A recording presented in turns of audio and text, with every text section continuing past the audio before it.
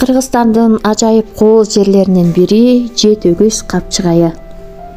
Кыргызстан таң каларлык тоолуу өлкө. Анын аймагында ар түркүн кооз жерлери толтура.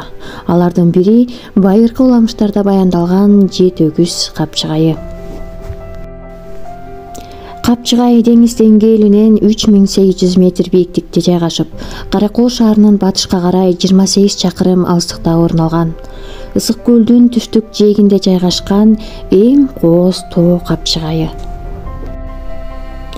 Тизилип жаткан өгүздөрдү элестеткен, шамалга тотуккан, тизилген кызыл аскалардан улам Жетөгүз деген атка ээ болгон. Бул аскалар босогодон тосуп алып, капчыгайдын таанытма айырмасындай туюлат. Ал эми жараланган жүрөк деп аталган кызыл аска жергиликтүүлөр мактанган жай. Анын этегине келип эс алуучулар арбын болот. Капчыгайда кооз тоолор, шаркыратмалар көп. Андан сырткары 2200 метр бийиктикте Жетөгүз курорту жайгашкан.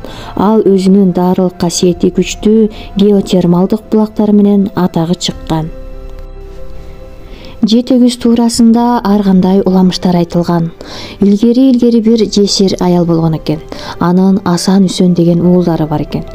Ошол аял жашаган айылда сансыз түтөгөн малы бар, бирок өзү абдан ач көз сараңбай болуптур. Жакырлыктын айынан байкуш аял эгиз балдарын ошол байга жалчыга берет. Асан менен Үсөн байдын торпокторун кайтарып эптеп жан багышат.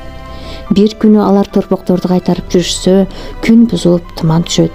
Борошолоп кар жаап, мал көрүнбөйт. Эптеп торпокторду айдап кечке мал келишсе, 7 торпогунун саны чыкпайт. Ары карап, бери карап, эртеси күнү кечке издешсе 7 торпоктун дайыны жок. Ач көз бай жини келип, Асан менен Үсөнгө торпокторду тапмайынча келбегиле деп буйрат. Эки бала апасы менен коштошуп торпокторду издегени кетишет. Күндөр өтөт, айлар өтөт, торпок эмес эки бала да дайынсыз жоголот. Эне болсо кайгага чөгүп, чачы куудай болот. Айласы кеткенде күтүүдөн тажап, балдарын өзү издеп жөнөйт. Жер кезип издебеген жери калбай балдарын чакырат.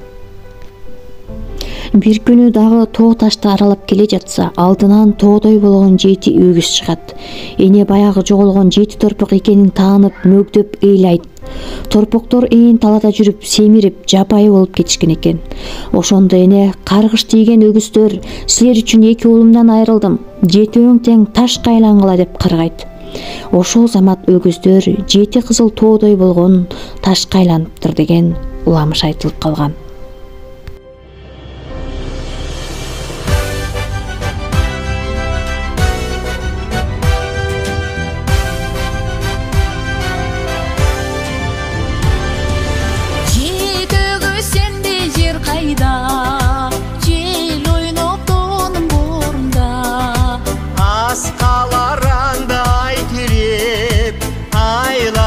Барчын конуга